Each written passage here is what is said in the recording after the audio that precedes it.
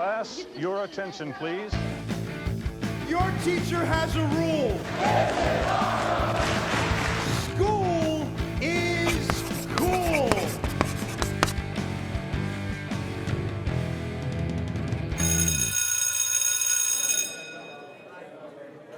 Attention, everybody. Oh, Quiet. yes. What? Ooh, attention, everybody. Attention, everybody. Ooh, I'm shaking my boots. Suck it, suck it, suck it. Mr. Cerulli, what has gotten into you this week? You are acting like some kind of a damn degenerate right now. I'm sorry. You know, we're watching the Montreal Screwjob and D-Generation X. So, be it that I'm the student, you know, I had to rebel a little bit for this week. Well, if you keep acting like this, I'm going to take away all 1997 wrestling from you, sir. Not La Femme Nikita. You can't take that away from me. Wow. What's going on, everybody? I'm your professor, Tyler Wolf, joined by the prodigy, the degenerate today, Mr. Anthony Cerulli. We kind of tipped the cap here. We're talking about Bret Hart versus Shawn Michaels, Montreal Screwjob. I don't know what to say about this other than this was not good. Yeah, that's a very blunt way of putting it. But yes, I would have to agree with you. And there's many reasons why, cough, cough, Shawn Michaels in 1997. But yeah, just the overall first impressions, this is bad. Before we get into the breakdown here, I always ask you a couple questions. What did you know about this going on at this time period? I'm not going to do that this week. Everybody knows about the screw job. We've already covered a lot of 97 leading up to this build. Mm-hmm. So I want to put a statement out there and I want your take on it.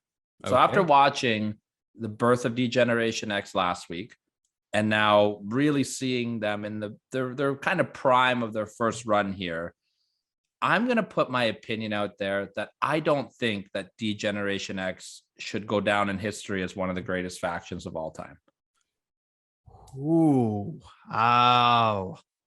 So we were talking off camera about the controversial opinion. If it was going to be more controversial than me not liking Shawn and Taker last week, but honestly, that's up there.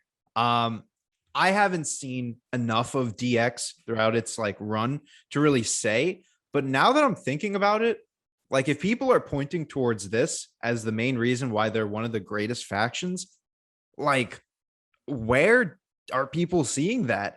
Like it was so just obnoxious. And I guess maybe it would have been different. And, you know, we would have to kind of delve into maybe some 1998, 99 DX when the New Age Outlaws and X-Pac come into things. But I know for a fact, all of the late 2000s run of DX does it no justice. So maybe from what I'm seeing in 97, like I could not even put them up there with some of the other factions that I've seen, some of even the more recent factions that have come together. So you may be onto something here. It's an interesting take when you first hear it, but when you break it down like we're about to, like, No pun intended. I didn't even draw that comparison, but yeah, I mean, an interesting take, but you might be right here. I'll tell you what. So I'm going to tip the cap a little bit here, guys. I can't do any more WWF after this week. I need a break. Yeah. All right. So I'm going to detour us for about four weeks of non-WWE stuff. And then when we come back to WWF, I'm going to give D-Generation X one more chance. Okay. We are going to break down DX versus the Nation, which has been considered their greatest feud of all time. And that is the peak of DX. So once my brain has Shawn Michaelized, DXified, DXified, if you will, we're going to come back. But I need a break from WWF after this week because this week broke my brain, man. This week broke my brain. So I will give you one more chance, D-Generation X. Now, when I was younger, I remember DX in the Nation was my favorite thing in wrestling. I was a DX guy. Okay. Let's see how you hold up, DX. And this is going to justify your legacy with me. The most important opinion in all professional wrestling, the professor. Of course. Who else? Who That's better it, than right? Professor? We can't be steering this young generation like you, Mr. Sorelli, in the way that DX is the greatest faction of all time when they're putting out shit like this. Yeah, Right? you might be onto something. That's why I'm saying it. This might be one of our most controversial episodes that we've put out, because I'm sure the two of us are going to have a lot to say about not just, DX, but Bret, the whole Montreal Screwjob, Vince himself. This is going to be a fun one. Yeah. Well, what do you think, man? Are you ready to dive right into this? Ring the bell, because class is in session. All right. That is going to take us right where we left off last week after the best Hell in a Cell match of all time that Anthony. We'll leave that for last week. I'm already fired up enough this week. We'll leave that in last week. I already got on Mike's bad side when I was on your show the other day. Anthony came on Counted Out this week as this is airing, so you can go check that out at www.countout7.com. There it is. We got into a great conversation about Go Away Heat. We talked about that Hell in a Cell match. It was a great episode, a lot of fun. Thank you for coming on. A lot of fun. All right, let's get into this here. So we're gonna come the night after Bad Blood. We're going to have a D-Generation X promo. My first note that I have here is this sucked so bad. Shawn Michaels is making fun of Rowdy Piper and Hulk Hogan for using the term icon so much. And that was the thing. They were having a feud over who was the biggest icon in wrestling. Shawn has a good line here I did like. He says that he is the icon that can still go. Now that word icon has been thrown around very loosely in this business. So I want to categorize myself where I should be, and that is in a class by myself. So when you refer to me as the icon, I am not one of those fossils. The Heartbreak Kid, Shawn Michaels, is the icon that can still go. Which I like that tagline a little bit, coming off beating the Undertaker. Like, it makes sense. That's a good little way to put some heat on yourself. So Shawn wants to show footage from last night. So this part I think kind of got cut off a little bit on the clip that I sent you. Mm-hmm. But basically what happens is they throw it to the Titantron, and instead of showing footage from last night, they cut and they play footage from the curtain call that night at Madison Square Garden. Oh. And then it just becomes just ridiculous, Shawn and Hunter and Vince's face. Ooh, that's what are we playing? Ooh, this is so cutting edge. Like, it was so stupid. Like, and then Bret Hart comes out. So I want to talk about Bret Hart here a little bit. Bret Hart was really against everything going on in this feud.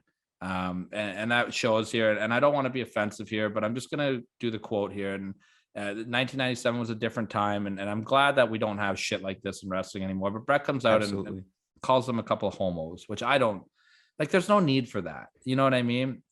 And you could see that Bret didn't like this. You could just, you know what I mean? Like, we've watched a lot of Bret Hart on this show, and you could just see that he was just so uninterested in all of this. And I don't blame him, because it was terrible. Mm-hmm.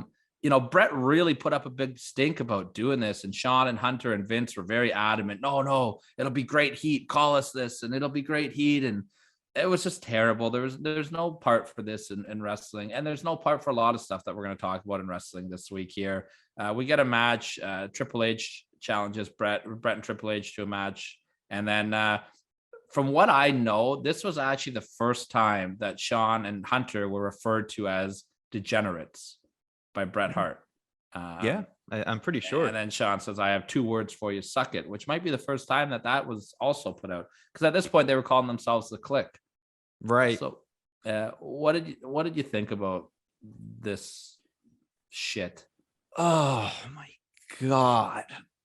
The worst way to start off this episode. Well, first of all, on the video you sent me, I have a bone to pick with you, because you cannot catch me off guard with this being the Brian Pillman show. That's right. You cannot do that.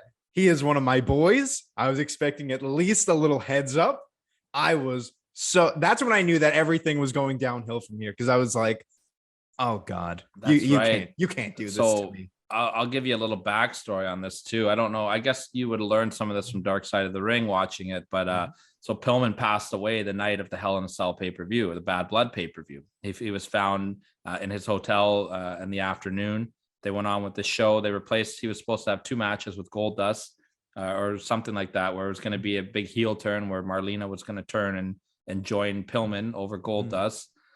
He was found passed away, unfortunately. And then the next night on Raw, so this very episode of Raw is the Raw where they put Pillman's wife on TV. And Right. Vince was just giving her the gears, trying to make himself look good. And she's crying on TV. So awkward. Yeah. And then, it's really sad. Like when you watch Dark Side and you see the downfall that she went down, which I don't want to condone this, but it was a really funny line that MJF had when he called her Methany instead of Melanie to Brian Pillman Jr. That was a pretty solid line by MJF. I'm not gonna lie, he's starting to win me over a little bit. MJF, yeah, little by little. Cheap heat has started slowly going up, but that's for another. That's maybe 10 years down the road. Exactly. If this old man's brain's still working. Sean is obnoxious, but not in a good way. Not in a good way whatsoever. And like, I was hoping that this feud was going to allow me to see like, okay, at least there's balance. Like, he would go from obnoxious to kind of serious to kind of just finding that line that we were talking about. Like when it came to Sean selling, like, going over the top to actually selling for the guy. Like I was hoping to see that line. No, there was no sense of a balance for the most part. He just sounds sarcastic the entire feud. And I literally write in my notes, this is awful. Like just that line. I think the only thing that saved this whole segment was just China and Triple H kind of in the back messing with Michael Cole. China really gave Michael Cole a hard time. This was like this was the second time Michael Cole was on TV. Like the big TV. He made his debut on the big TVs on the pay-per-view the night before. Yeah. And they took him and threw him in the shower while they were interviewing him live as a rib and just sprayed him down with a shower. They were really assholes to Michael Cole. Yeah, that's ridiculous. But yeah, I mean, China was probably the only like consistent highlight of this feud because she was not over the top obnoxious. I've got another highlight. We'll get into it as we roll here too. I've got another thing that I thought was good during this run here. So we started with something terrible, but I thought the next segment was really good. Bret and Triple H. I really enjoyed this. I thought everything was really good about this. I thought this was good heat that Shawn Michaels got where he took the Canadian flag and shoved it up his nose. Right. I was walking around with that. I'm Canadian and I'm like, okay, now I want to see you get your ass kicked. Like you're not obnoxious here as we're getting the run in from Max the Dog. Max the Dog with the run in, making his debut on the classroom. I just thought, this was what I want to see. I want to see, this is like I want Sean to get beat up by Bret now. He's disrespecting our country. Yeah. This is good heat. I'm okay with this, right? I thought the finish was great where Sean hits a super kick. So Triple H gets the count out win here. Now I'm thinking, okay, maybe we're on to something here. This could turn around. This could get good.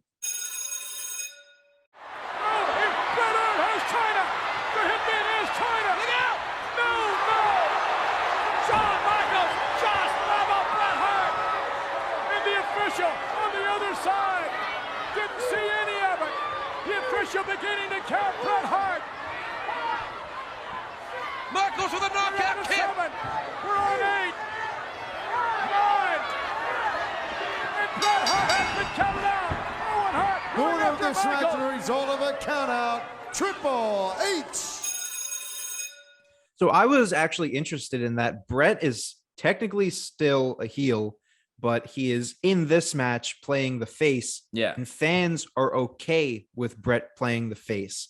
After all of the, USA versus Canada stuff, like it still seems like they're going for Bret. And I guess it makes sense, be it that Triple H is so obnoxious with Shawn Michaels. So it kind of by default with Bret's history, he would end up being the face here. Nice ending to this match. Like it keeps Bret strong. But it also gets a win for Triple H, which I'm sure he needed, being in the shadow of Shawn for like the better part of this early run with DX. And, for me, it was just a bland match. Like nothing really outside of the finish really stood out to me. And that's going to be a trend for the rest of this buildup is that we get matches, but there's nothing really to it. because of what happens on the outside. And I have a point to make about that a little later. But as far as this segment, I was on board with it. I think we were going in a good direction with Shawn and Bret. I was like, okay, this is better. We're building heat on these guys. Shawn was toned down a little bit here, which was nice. When he toned it down, he was really good, but it was just too much, right? Yeah. So now we get to the next week here. We've got a Bret Hart promo, which became the official birth of D-Generation X, the name D-Generation X. I don't think that you could make anybody look worse on the planet than they made Bret Hart look on this episode of Raw in general. Bret did not get one word out before Hunter and Shawn show up on the screen. They just make lame dick jokes that miss. Like they weren't funny. It was just like it was kind of pathetic to watch these grown men act like they were like in preteens. You know what I mean? Like that's how you act when you're in like grade 8, grade 9. And you talk about us being degenerates. You know what? I'm tired of Generation X getting a bad rap. You think you're a degenerate? What? You think you're a degenerate? Well, I'm positive I'm one. I guess I'd have to be one. Wait, you know what? Generation X always gets a bad rap. Everybody calls them degenerates. Degeneration X, is that us? Degeneration X, Triple H, HBK, China, Ravish and Rick. We are Degeneration X. You make the rules, and we will break them. Yeah. And then they finally leave the screen, and Bret's about to talk again, and we get the Nation of Domination's music hit, which leads us right into Owen Hart versus Kama. So you don't get one word from Bret here to redeem himself from losing to Triple H last week. Like, this was awful. Yeah, it was. So I feel like Shawn's sarcasm would work if it was every once in a while, not every promo. And that's what we're getting here. And not just every promo, but everything that he is involved in includes a sense of sarcasm that just makes it seem like, why would I even care about this guy to begin with? If he isn't trying to put his best foot forward and kind of present himself in this feud, then why is there to care? And then in turn, why should I care about Bret? Because if Shawn isn't taking him seriously, why should I take him seriously? And this was the promo that I thought, it was cool, fine promo by DX, whatever, the birth of the name. But this is where I start to see just that imbalance of Shawn's being over the top and Bret's lack of delivery, but really due to the content that he's being given. Like, I couldn't even tell you how many times I've just heard the format of these promos that I'm saying, like last week, how I told you Undertaker was just bad blood, Hell in a Cell, pain. This week, we have another formula. It's literally Bret just saying, you guys are a bunch of degenerates. And then Shawn and Triple H doing that. Oh, I hate that. It's so bad. So bad. And that's bad. But yeah, it's a nice little piece of history, like the line, you make the rules and we will break them. Like, fine. But that was nice. That's like it. Like that little line is out of a 5-minute promo, a 5-minute promo, we got 10 seconds of good. Yeah. And I guess if that's a win for Shawn in 97, then I guess that's a win, because you don't have much of anything when it comes to him. Little sound bites, and that's about it. Well, we're going to keep this rolling here. This is really turning into the burial of Shawn Michaels in the late 90s. Wow. We're calling it the way it is here, man. We have to. I think in the future, we're going to have to go and watch some 2000 Shawn to really see the comparison there. Absolutely. Because we might be onto something. Like, is Shawn really one of the greatest of all time if you look at it from a whole spectrum? Like, if you're talking about the 90s run, like late 90s, I don't see much of a case here. I think we would have to go into those 2000s. The one thing I will say about Shawn is that he's not shy about how much of an asshole he was during this time period. Absolutely. And he knows. And I think when he goes back and watches this, he knows it's not good either. Right. So, if Shawn was coming out and defending it, oh, we're cutting edge, we're great, this and that, everything I did was awesome, then I'd be like, no, you're terrible, and I don't want to ever look at you again. But, he's very humbled about his past. I wasn't in a good place here. I was on stuff. I was not healthy. You know what I mean? And so the fact that he has made that change, I will tip my cap to Shawn Michaels. Absolutely. And that second run of his career, I want to do a Shawn Michaels Triple H's comeback match, because I want to see that match so bad. That's one of the matches on that list. Okay, no, never seen it. We'll have to take Another notes match then. that I want to see is, and it's a little more recent, but Shawn and Jericho in the ladder match. I think. Would be Oh, a okay. fun That's one, like too. one of the greatest storylines in WWE history. Yeah, I've heard all about it, but like I think those two matches are really going to show Shawn in a better light than what we've been seeing in these last two feuds. Maybe I'll do some tweaking to the curriculum that I have laid out. All We'll right, see. we're We'll building see. this whole show around Shawn Michaels, and you know what? I'm fine with it. And you know what? This is the first time we're going to build our show around somebody, and I will give you a spoiler right now. Shawn Michaels will not be my honor roll student this week. Oh, shocker. Let's let the burial Bret Hart continue this on this next segment here. Did you even know that there was a match going on here? Because Nope. D-Generation X came out and ruined everything. Yeah, and now they're really getting the turn the channel heat from me. And I don't even want to see them get their ass kicked at this point. I just don't want to see them. Mm-hmm. It's bad. I thought Jerry Lawler was pretty good here, though, sucking up to DX. Yeah, And then they just told him to shut up, and then he got all butthurt and started talking shit about them as soon as they left. I thought Lawler was good here. Yeah. And then you get the Nation and the Hearts brawling as DX stirs the pot. If you take DX off commentary here and have them just stir the pot between the Nation and the Hart Foundation, 2 thumbs up. Mhm. Unfortunately, I had to watch DX on commentary, and it was terrible. Hey, Brent, why don't you take a look? Farook! Oh, that's good. Oh, God. That looks like it hurts. Ladies and gentlemen. Oh, the Nation is just madness. You don't really have a chance. Oh, this is going to get tight now. But here's the thing is that I would be okay if, they were stirring the pot like once, but a trend going forward is that literally I wrote in my notes, the formula, because there seems to always be a formula with this, is that it's always going to be, there's a match, DX comes out, does commentary, stirs up the shit between the two teams, the Hearts and the Nation fight, DX watches like the little dicks that they are. They're like instigating, stirring up the pot. DX walks out and everyone just stands around awkward looking at DX. That is what you are going to get for the rest of this feud. And it's so bad. I liked it for Triple H and Brett because it was the first time. And I think Shawn really did well in this part, sticking the flag up his nose and whatever. But when you see it 4 times after that, it's not a good way to build up to what should be a heavily anticipated match. Like I feel like Brett and Shawn, those names alone is enough. That's the draw. That's the draw of the match in Canada, no less. Yeah, that's with the draw. Everything going on backstage. That is your draw.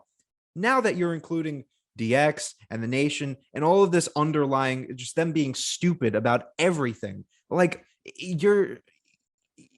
I can't even put into words like how bad they're going away with this. So there's another trend that we're going to continue here, and that is bad, good. I really like this next segment a lot here. We got Shawn Michaels versus Owen Hart. Yeah. There's a lot of stories being told here. Shawn and Owen have a great history as well. They did that big angle where I don't know if you remember anything about this, where Shawn Michaels collapsed on Raw in 1995. No. They did this angle where Shawn was fighting Owen Hart, and Owen Hart hit him with an enziguri kick, and it like crushed him, right? And then Shawn, and it looked really good. Like it looked fantastic. And then, Shawn recovered from it, sent Owen to the outside of the ring. And as he was showboating, he kind of stumbled and collapsed, and Raw went off the air with an oxygen mask on Shawn Michaels. Wow. It was done really well. So I like that they segued back into that with Owen hitting an enziguri in this match. Oh, okay. But this segment was really fun. You've got Steve Austin coming out because he doesn't want Owen Hart to lose the IC title because he wants his revenge on Owen Hart. This is right after Owen broke his neck. Right. So they're building up to their Survivor Series match. So Austin stuns the ref so Owen can be the champion. And that was their build. Austin wasn't allowed to touch Owen in the build up to this match. So he would come out and stun the people that Owen were fighting to keep Owen as the champion so he could get him at the pay-per-view. Owen Hart with the enziguri.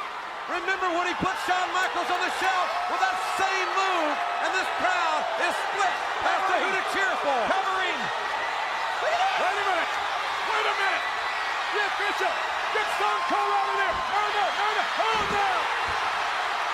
Good Lord. Austin stunned the referee. Michaels with the sweet chin music. Owen Hart is down, and the referee is You see, I love that easy storytelling. Like we saw that a lot with, you know, in the Brett and Austin when Taker and Sid were getting in the mix of things, trying to get the championship for their WrestleMania match. Like there's so much thought put into that, and you don't see that nowadays. I think that's awesome. And then you got Bret Hart running out, finally getting something to do here. I thought him and Sean had a great brawl. I thought Bret looked great. He throws great punches. DX runs out for the pull apart. They pull Sean away. I thought this was great. I really liked everything that happened here. Yeah, I thought this was much better than the Triple H and Bret match, and obviously Owen and insert nation member that he fought. Yeah, I wrote in my notes I was very confused to see Austin, but now like the pieces are all aligning. And you know, I say that it's repetitive, but like these action segments are making things a little better. The promos aren't doing track. Yeah, exactly. Like the negative promos, this week. Yeah, you know, we got a little positive in like these action segments. They're making things a little better. The promos are doing us no justice, but at least it's cool to see, you know, the three teams kind of getting into it with each other to the point where I rather would have seen a three-way between all these teams than I would Bret and Sean at this point. But yeah, you know. Well, we've said our last good thing of the episode because now this angle falls off a cliff. We're gonna go to the Nation of Domination's locker room. Michael Cole is in it. It has been vandalized. This is the locker room of the Nation of Domination. Look at this. This is Farook's gear. This is his wrestling gear. His suitcase has been rifled through. More Nation Canadian wrestling flag. gear. There's Can you believe flag this? there. Hang on, look at this. Isn't there a Canadian? There's Farook. There is. There's a Canadian flag. Just racism everywhere here. You know, KKK written on the wall, Malcolm X's name with the X crossed off it. Like, what is the point of this? I know, like, they want their DX is framing the Hart Foundation here, right? But why?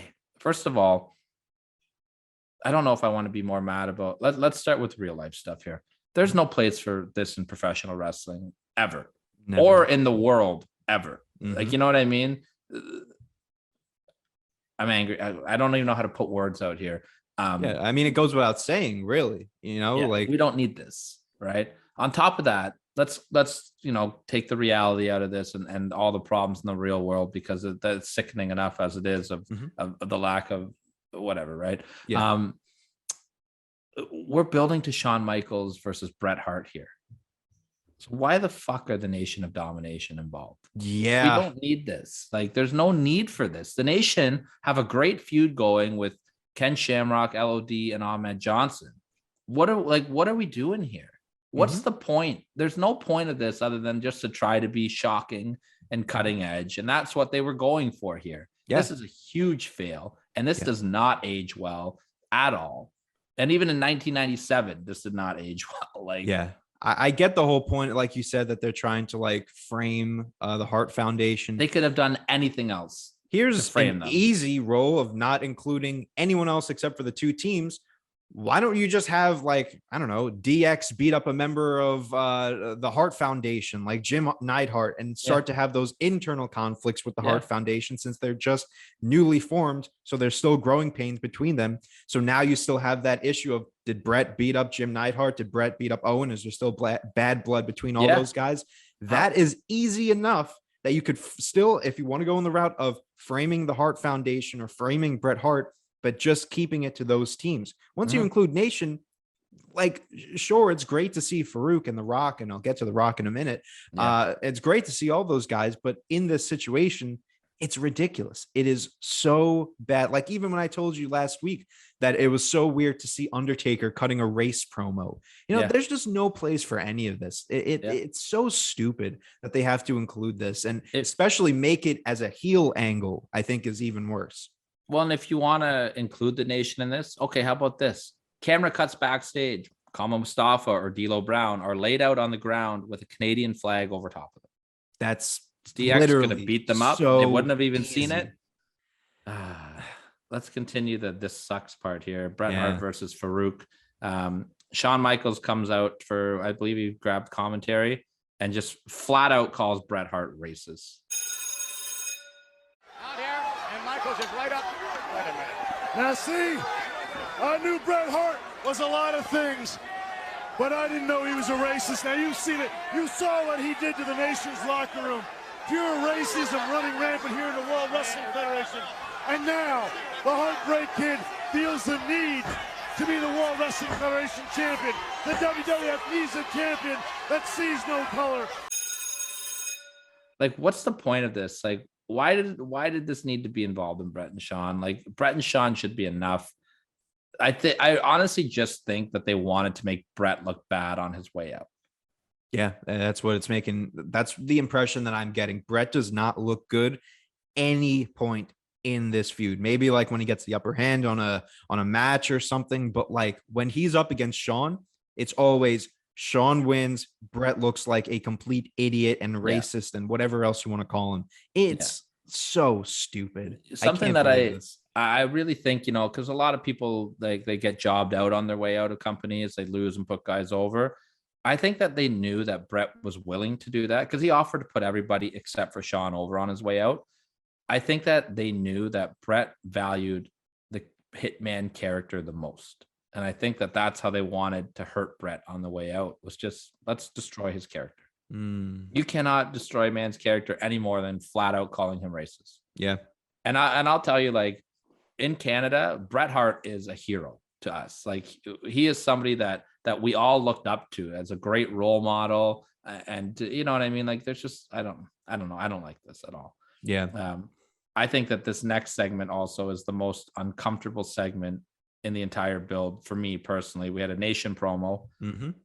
It starts out with Vince McMahon and Farook arguing about racism. There's no racism in this company. Like, it was very uncomfortable for me to watch that. I thought Vince looked terrible here. You know, basically turning a blind eye to blatant racism. Yeah, that's blatantly racist. You cannot spray paint KKK and Malcolm X with an X on it and deny that there's racism there. Yeah. I thought it was uncomfortable when Rock grabbed the microphone and starts cutting what should be a babyface promo about overcoming racism his whole life. And then the entire crowd starts chanting Rocky sucks as they cut to like these redneck people, if you want to stereotype them, with Austin shirts on, chanting Rocky sucks. I thought that was really poor. Yeah. That was awful. You got the Hearts coming out to say that Canada has no racism, which is also a blatant lie. There's racism all over the world. He says that Shawn and his boy toy are tricking them. Shawn and Hunter show up on the Titantron and flat out call Bret Hart KKK. Now everybody knows the Grand Wizard there, Bret Hart, is racist to the core. You saw what he did to the Nation's locker room. Generation X agrees with the Nation. This country was built on the sweat of a brow of a black man, and I accept that. Generation X accepts that, but the Grand Wizard out there and the rest of his KKK buddies don't believe that. Farook, it was the Hart Foundation all along. Bret Hart is in denial, and he's always in denial because he's concerned about his image. This is so bad. And at one point, you can see Bret Hart turn to Owen Hart, and he says, "This is stupid." You can literally see Bret Hart turn and say that to Owen, and the Nation are furious and run up. This is the worst feud of all time. That's what I've written down here. This is like, this is awful, and it's getting worse. How can you look at like the last 10 years and so many people can compare like, oh, this is the worst feud of all time. This is so bad. But like, I think when it comes down to like the worst feud of all time, it really boils down to a situation where we're here, that it brings other factors into it that just make the situation look stupid, make everyone involved look stupid, make the fans feel stupid for watching this. I keep saying the word stupid, but like, how else can you put it?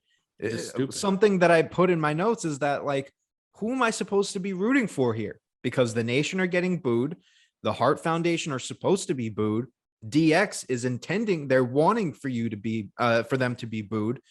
Who am I supposed to cheer? Vince? Because he's saying that there's no racism in the WWF when literally there are racists on the screen talking and trying to convince someone else is right. Like, come on. You didn't have to overcomplicate this. Like we've been saying, just put Shawn and Bret in the ring, include the Hart Foundation, include Triple H, Rick Rude, whoever else, China. Like, it's so simple. And what I will say is that It was great to see The Rock on the mic here, but like you said, it's great to see these guys coming all together, but it's so unfortunate that the content that they're having to work with is so horrible. Like, you look at the star power here: Shawn Michaels, Triple H, Bret, Owen, Rock, Farouk, like all these different guys, and they're just given a racist angle.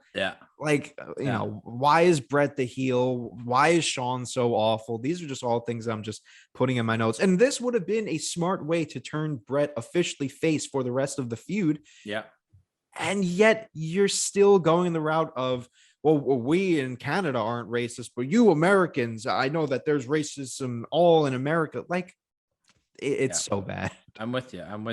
I will try to put at least an ounce of positivity here, because I don't like to be negative all the time. And but you can't help it with this shit. The Rock, what promise he showed in the microphone here, right? Like, you could just see this guy is ready to explode as a superstar.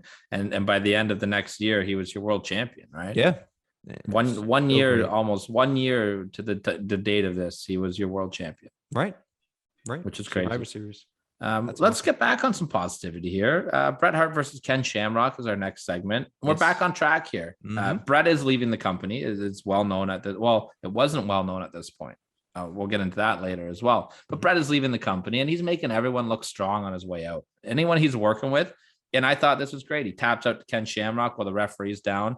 So now you get Ken Shamrock making the world champion tap out. Like, that's giving Shamrock a big rub, right? Bret beats Shamrock by hitting him with a chair and putting in the sharpshooter, right? When he's in there, when he's got Shamrock in the sharpshooter, Shawn runs out, hits Sweet Chin Music. Shamrock gets up, realizing that his chance for the title is over now. Snap shows, lays out Shawn Michaels. I just thought they made Ken Shamrock look like a major player during this whole angle, laying out Bret and Shawn. Wow, man. I forgot how great Ken Shamrock was at times in the WWF. Shamrock is snapped. Wait a minute. Shamrock is wearing out Michaels. Suplex. Shamrock driving his hands. Look at this. Michaels covers up. Shamrock all over it. Well and away, the best part of this entire feud was just this match and the aftermath of it. I wish we saw more Ken Shamrock in this feud. I would have loved to see like a kind of like a callback to the WrestleMania 13 match. Why don't you have Ken Shamrock as the ref? I mean, obviously we know why, but if that didn't happen, like, have Ken as the ref, or just throw him in the match. You know, we've seen Bret and Shawn before. Ken Shamrock has a tap out victory quotes over Bret. You know, a question to the professor, first one of the episode. Did Shamrock ever get another chance at that title after making Bret some? Okay, he did. Good. So after the next pay-per-view after Survivor Series was called In Your House Degeneration X. Oh, and it was main evented by Ken Shamrock versus Shawn Michaels. Oh, all right. With Shawn going over, and then they had the return of Owen Hart, where he debuted his Black Heart character, where he ran through the crowd and laid out Shawn Michaels kind of like a shoot style promo. All right, good. Interesting. It was good. What was not good is our next segment, Shawn Michaels being an ass. I just put, these guys are losers. I wrote kill me. That was the only note that I had here. I will say, because so basically what happens is Shawn is pulled his pants down and jumping up and down as they're holding signs covering his ass. What? Wait a minute. Whoa! Wait a minute! How dare you! How dare you!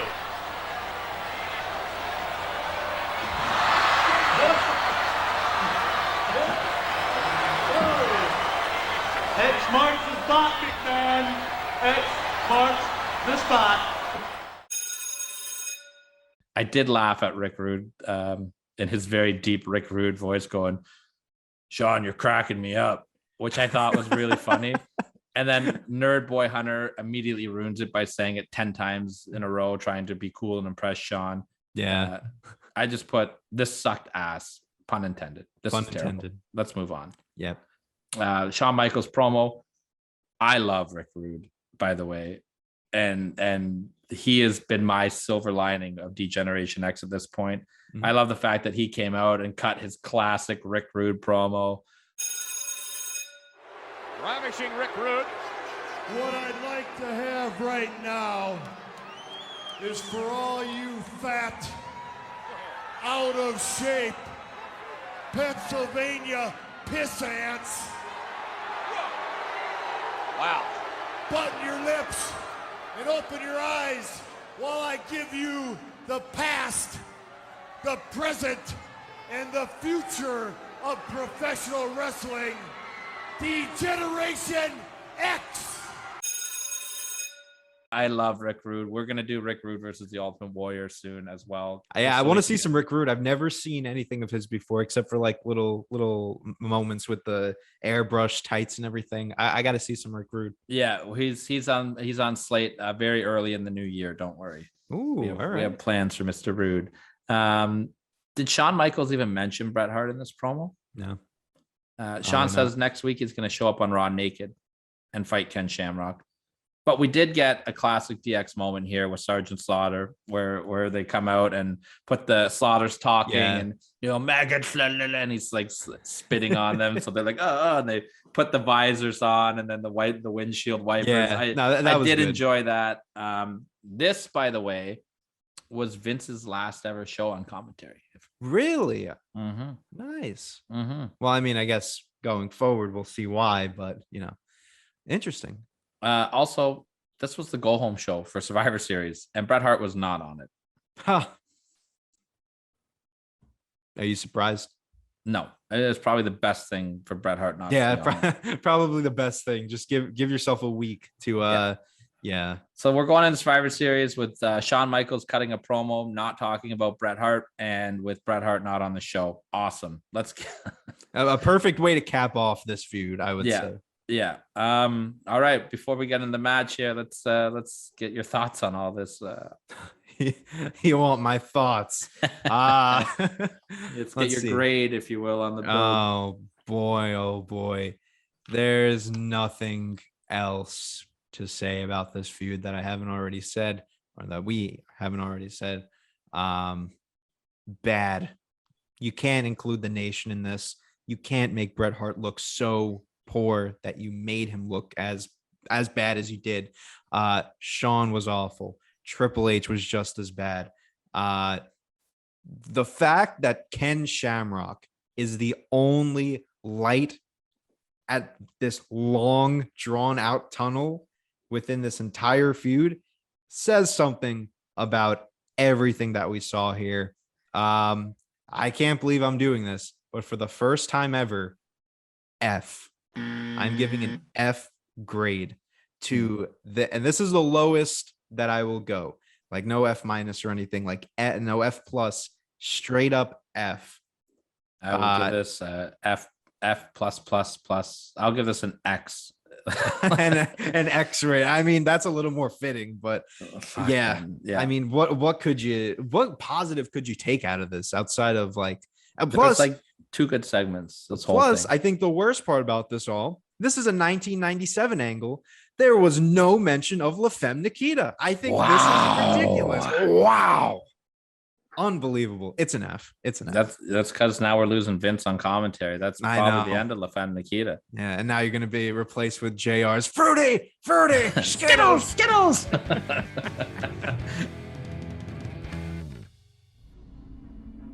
I reached around to grab Shawn's leg, and I could hear someone say, "Ring the bell." That's when I knew it was Vince McMahon. I finally realized that they screwed me. They really screwed me, the lousy bastards. Let's go November 9th, 1997 at the Bell Center. And let's go with Shawn Michaels versus Bret Hart for the World Heavyweight Championship. Before I turn the classroom over to you, I want to make one note here. Okay. Back in 1997, the internet was not what it is. Information was not at your fingertips. Mm-hmm. Nobody knew Bret Hart was leaving the company until the weekend of Survivor Series.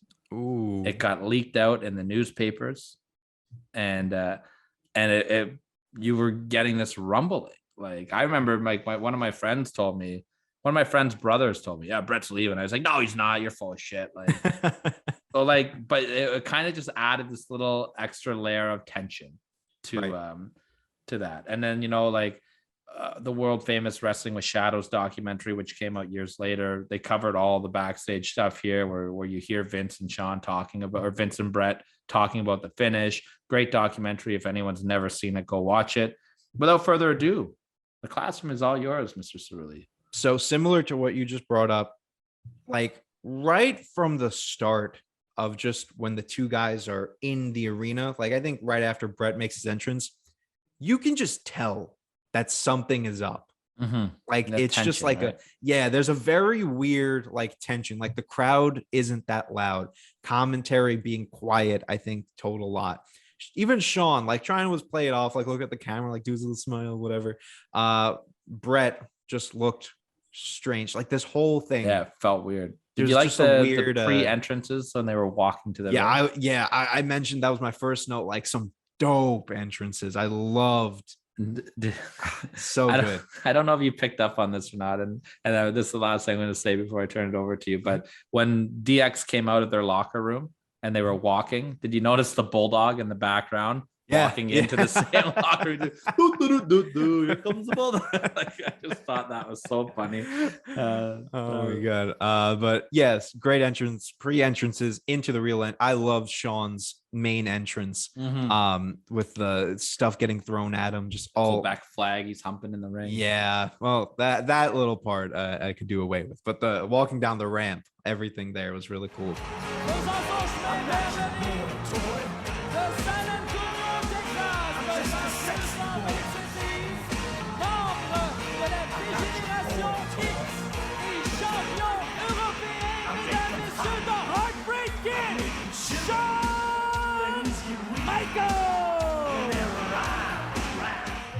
All these signs too, like a sea of them. And I even picked up on like there were some signs that were like good luck in WCW or thanks for everything, Brett. So cool little thing there. But yeah, you get into the match after this whole just strange opening. You get a nice clothesline off the over the ropes. I think Bret just clotheslines him over, and he like snaps over those ropes. Yeah. Bret Hart so badly wants to damage the goods of Shawn Michaels. There's a clothesline. Michaels goes up and over. Yeah, great. Looked great. I love the fans trying to beat up Shawn. On the hard camera side of the. But the thing is that one side of the fans are trying to beat up Shawn, but when Shawn throws Bret over the barricade, everyone just backs aside because they're like, "We love you, Bret. We love you, Bret. Give our hometown heroes some room." Did you see Shawn spit on those guys later on in the match? Yeah. Jesus. Unreal. Yeah, I love this entire opening of the match. Like before the match, where we have the bell hasn't even rung yet, and they're going all the way around. All the way around the ring. They're going up the stage, down the stage. Michaels thrown into the railing, and here comes Bret Hart right after him. My God, Shawn Michaels is in no man's land. Bret Hart in a sea of Canadians, and Michaels being pummeled. It's about 20,500 something against one right now.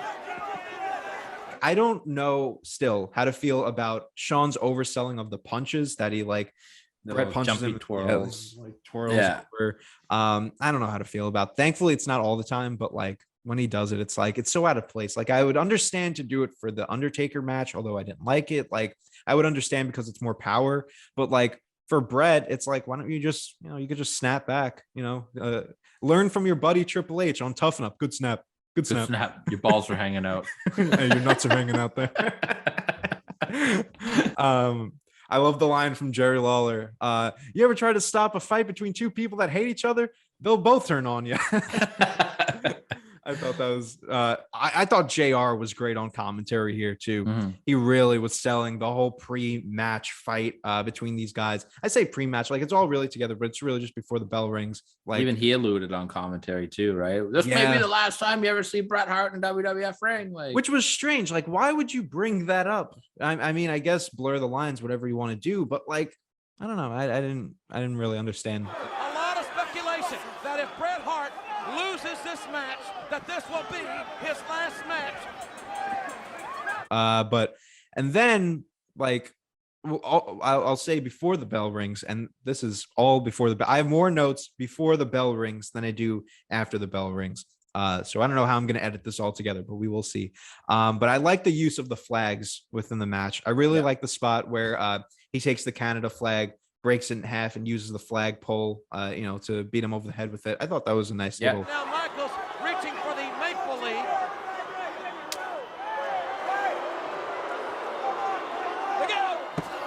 And Michaels using that flagpole to drive it right into the anatomy of Bret Hart. I got him in the throat, I think.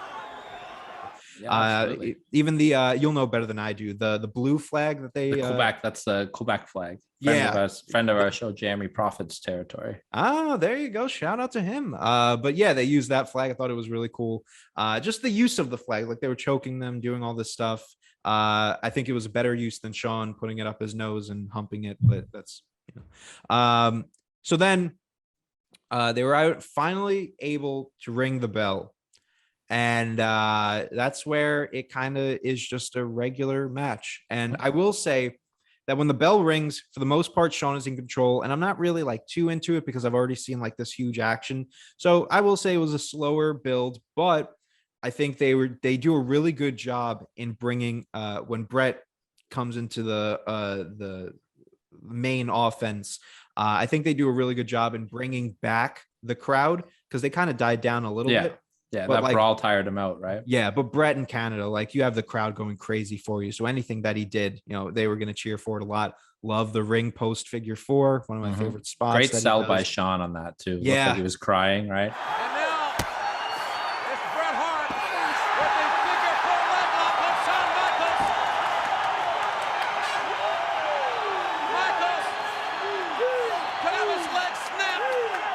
Michaels is trying to hold on, but the damage has been done. Bret breaks before the count of 5. If you can believe that. There's no disqualification on that exchange. Yeah, Shawn selling in the second half of the match isn't as bad because I don't think he was too over the top.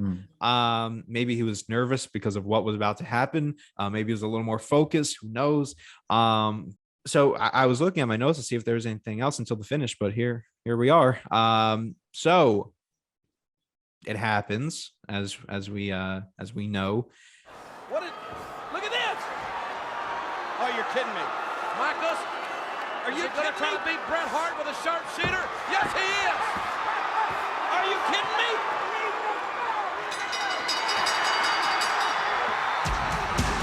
What? Think I'm cute. I know I'm sexy. I've got the looks. What happened? I've got the move. That really move. I said, what happened? Bret Hart gave up with a sharpshooter.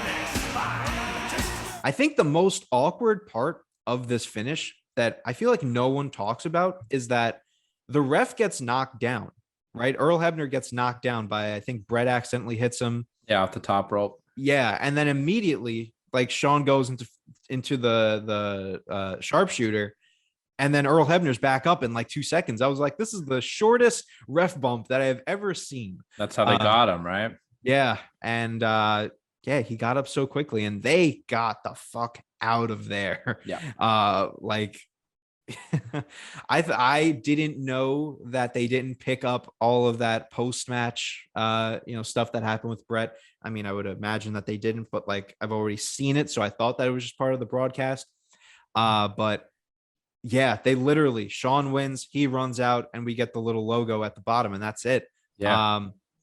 What could you say about all of this? You know what I mean? Like, I think there's more to be said about the pre-bell brawl than there really is for the match itself. Didn't really have much to offer as far as a Shawn and Bret match.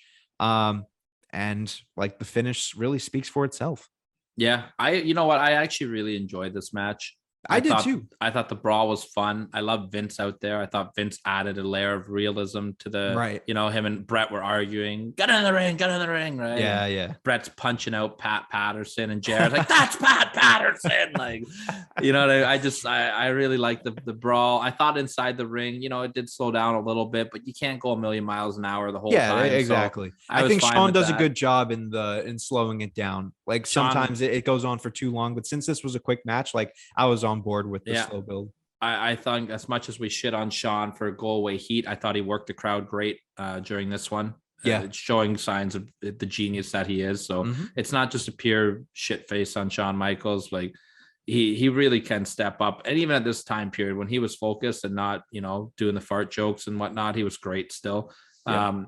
A little bit about the finish here. So the night before, this is a story that I believe, because everybody's taking credit for the screw job. Jim Cornette's taking credit for it, Vince Russo, blah, blah, blah, blah, blah. The story that I believe is the night before, Vince McMahon, Shawn Michaels, Triple H, and Gerald Briscoe were in a hotel room together, and they basically came up with the screw job. Briscoe and Hunter, I think, were the main two that came up with it. If that's the way I believe it, at least that's not confirmed. Really? That's just my take on it. Before the match started, like probably a week before the match, Bret talked to Earl Hebner. Hebner swore on his kids that he would have his back. Right before Hebner went to the ring, Vince grabbed him, said, "You ring the fucking bell." And that's basically it. They had a running car waiting for Earl Hebner. Wow. So that's why you see him sprint out, right? His twin brother Dave was in the car waiting. So basically when and I think Bret was warned by, I can't remember if it was Vader or Rude or somebody like that, but they were just like, be careful out there. Don't let them put you in a submission. Be careful. Be smart. I think it was Vader. I think it was Vader. Yeah. I think it was Vader that kind of was like, take care of yourself out there. You know, as far as genius plans go, to like, you got the guy in his own submission hold, ringing the bell.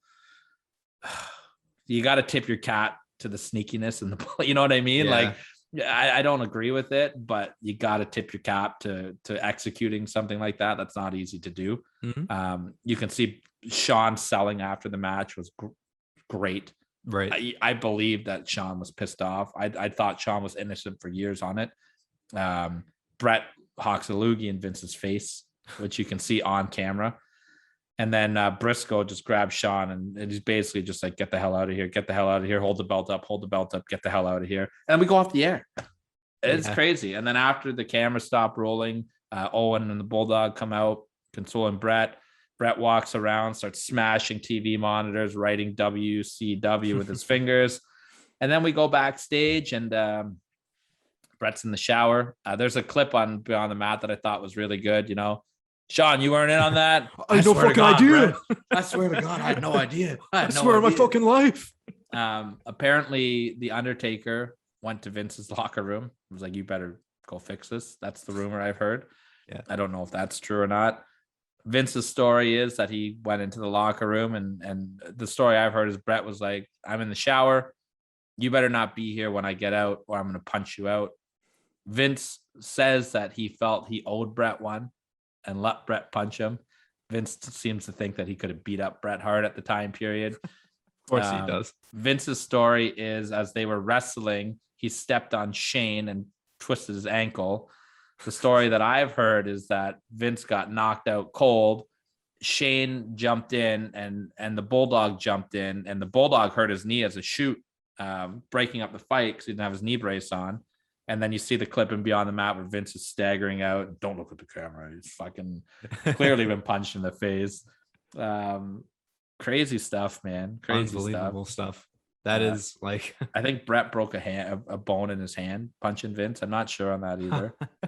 Actually, before we move on with the aftermath, I do have to give the grade. Oh, sorry. That's right. Of course. No problem. But I will give the grade real quick because I was surprised by how high I was going to give this. But looking at it with the whole, the entrances and the pre-match and even during the match, and then honestly, the aftermath, which I thought was, you know, just exciting to watch. I'm gonna give this a B minus. Yeah, I'm with you. I was okay with the match itself. Of course, it's rooted in controversy. I don't think this is anywhere under like a C plus to a B minus. I think got a this B is, for it. yeah, I think this is a very solid match. I took away a little bit just because, I feel like you have to, with just the way that things ended.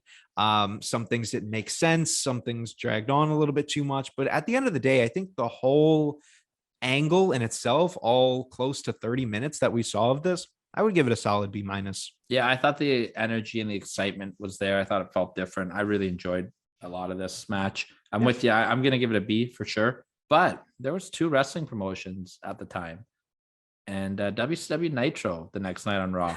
First of all, if you're Eric Bischoff, knowing that you've got Bret Hart coming you're in, on top of the world. How happy are you? You've got the hottest thing of professional wrestling coming in, which they ruined. Well, that's fine. That's another time.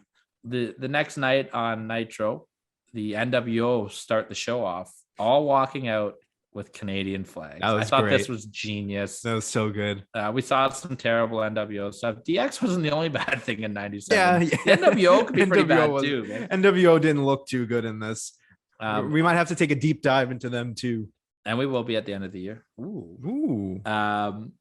I just thought, Nash was kind of lame here. I thought Hogan was kind of boring here. Yeah. I did like, who was it? I think it was Bischoff. Who was it that said it? I think it was Bischoff that was like, Bret Hart, we're doing this for you because you're such a knockout kind of guy. And everybody popped for that. Yeah. Nobody knew what the hell he was talking about watching it, but what a great little dig at Vince. I'm sure that pissed off Vince. Yeah. And then you had the whole NWO do the worst rendition of Oh Canada of all time.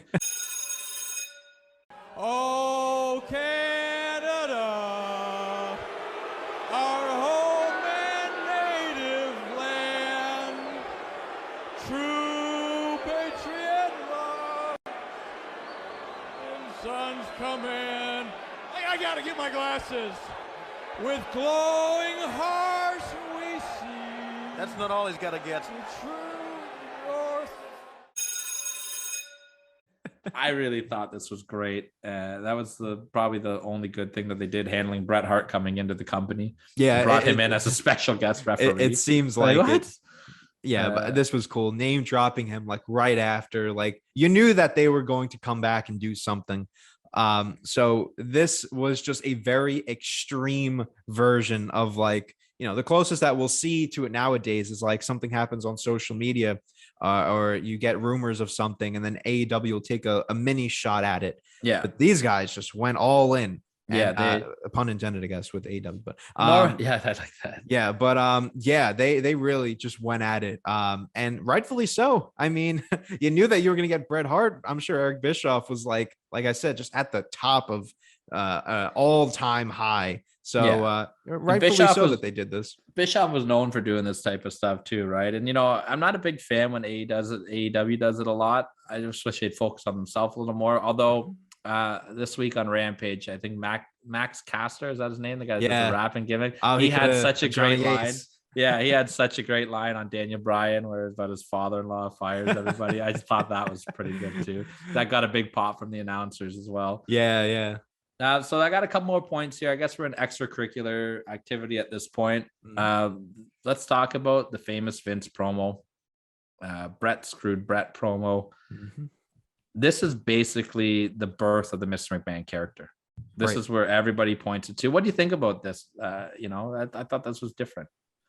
I thought this was really, really interesting because, like, even from what I've just seen on the Classroom, I still haven't seen Vince in like his prime. Of course, I've seen it with Austin and everything, but like never really seen him in the Classroom in this kind of heel gimmick. I think there was always little hints of it. Like even throughout this feud, there were little hints of him getting involved with the wrestlers. But now is really when you start to see Mr. McMahon. Some would say, I screwed Bret Hart. Bret Hart would definitely tell you, I screwed him. I look at it from a different standpoint. I look at it from the standpoint of the referee did not screw Bret Hart. Shawn Michaels certainly did not screw Bret Hart. Nor did Vince McMahon screw Bret Hart. I truly believe that Bret Hart screwed Bret Hart. And he can look in the mirror and know that. So I thought that was just like a really good, and of course, like, you know, you needed Vince to be Mr. McMahon. If you wanted to compete with WCW and you wanted to make sure you match with them, like that's what you needed to happen, especially with Bret leaving the company and with NWO and WCW on the rise. And of course, Bret going to WCW, like you needed Austin and McMahon. And that's what we would get going forward. And it's awesome. Yeah. And, you know, the two big famous lines out of this one is, you know, obviously Bret screwed Bret, which I'm sure we've either heard by this point or you're going to play right now. Yep. And the other one I like is Vince going, there's a time honored tradition. I think they all kind of blend in the same little area there, but and Vince has got the big shiner on his eye. And even Vince is talking about, you know, I think even at 60 years old, I could have gave him a run, or 50 years old. God. It's like, all right, Vince, relax. Let's get into a little bit of fun on the Monday Night Wars here. Ravishing Rick Rude. So at this time period, Raw was doing one live show, one tape show every other week. Rick Rude becomes the first person ever to show up on Raw and Nitro on the exact same night. I don't know if they even did the segment side by side. Rude's cutting a promo on Raw with a beard on. He shows up on Nitro clean shaven. And he cuts a great promo, basically running down Vince McMahon for what he did to Bret Hart, which makes sense because Bret Hart is coming to WCW, right? And they want him to join the NWO. So it actually made sense. I thought Rude cut a great promo here. I love Rick Rude. What's wrong with the world of professional wrestling is for Vince McMahon to instruct a referee to ring the bell in order to rob Bret Hart of his title.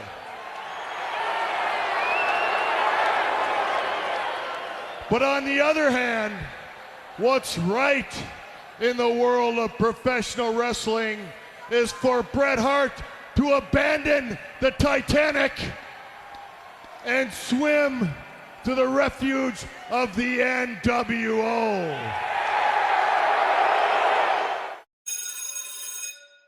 Yeah, I was really excited to see that you included this part because it's such like I feel like it's such an overlooked moment in wrestling history that's so important to have the first guy both on Raw and Nitro. So it was nice to see this little angle, especially with everything in the context of Bret Hart and McMahon and just the whole storyline, of course. I thought it was a really cool angle. Yeah, I loved it. And that's just the fun that the Monday Night Wars used to be, you know? Yeah, Lex Luger shows up on Nitro. Jeff Jarrett shows up on Raw. X-Pac on Raw. You know, Rude's on Nitro. It used to be a lot of fun like that, you know? Just to put a bow on the Hart Foundation. The Bulldog never came back to the company at this point. They did an angle where Jim Neidhart joined DX for no reason at all.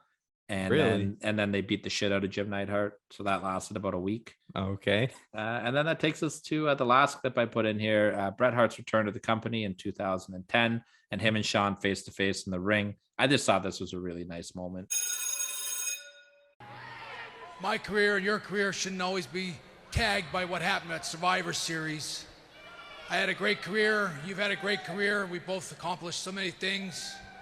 I think it's as good a time as any right here and now for you and me to take this opportunity in front of all these fans right here in Dayton and all around the world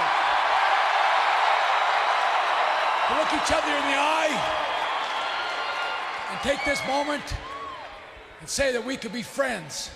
So I offer my hand to you in friendship.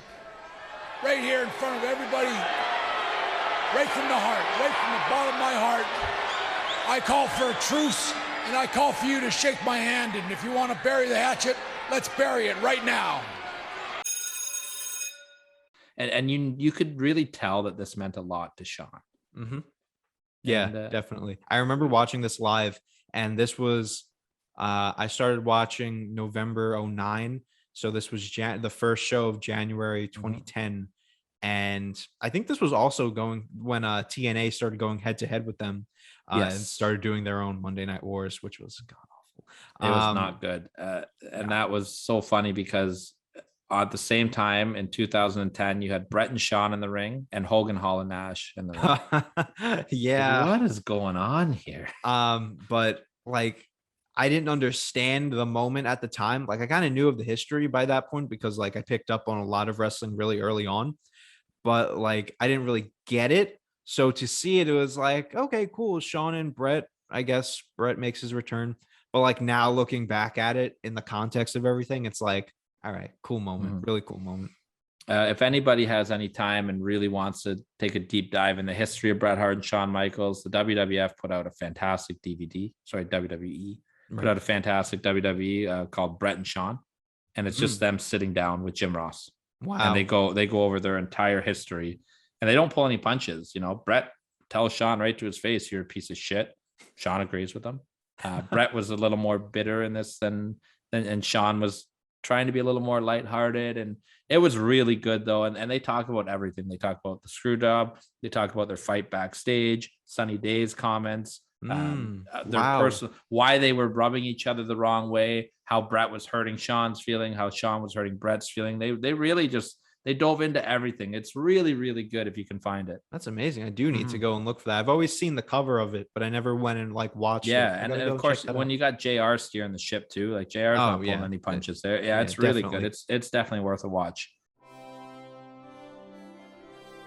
Got to give the honor roll out this week. Aha, here we are. So for the honor roll this week, what I'd like to have right now. Ravishing Rick Rude. I thought he was great in everything he did.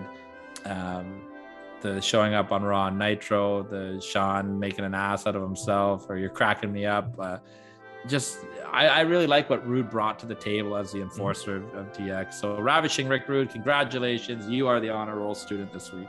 You know, last week I was telling you, like, I didn't understand why Rick Rude was a part of DX, but now seeing it, I was like, all right, this is a good fit. Everything that he did here, obviously, you know, he's an honor roll winner now. So, yeah, I was cool with everything that he did. Plus, bonus points for that double being on Nitro and Raw. How could you knock him the honor roll this week? So, good pick, Professor. Absolutely. So that's it. We're going to thank God. Thank God that's it. So now I'm broken, and we're going to take a break for the next probably 3-4 weeks from the WWF. But I did promise you, we will give DX one more chance to save their legacy. We will cover DX versus Nation, but next week, man, I got to go back to something. Let's go to a promotion that we kind of talked about, but we haven't seen them in their element. I want to talk about ECW. So I need something that I want to have hope that's going to be great.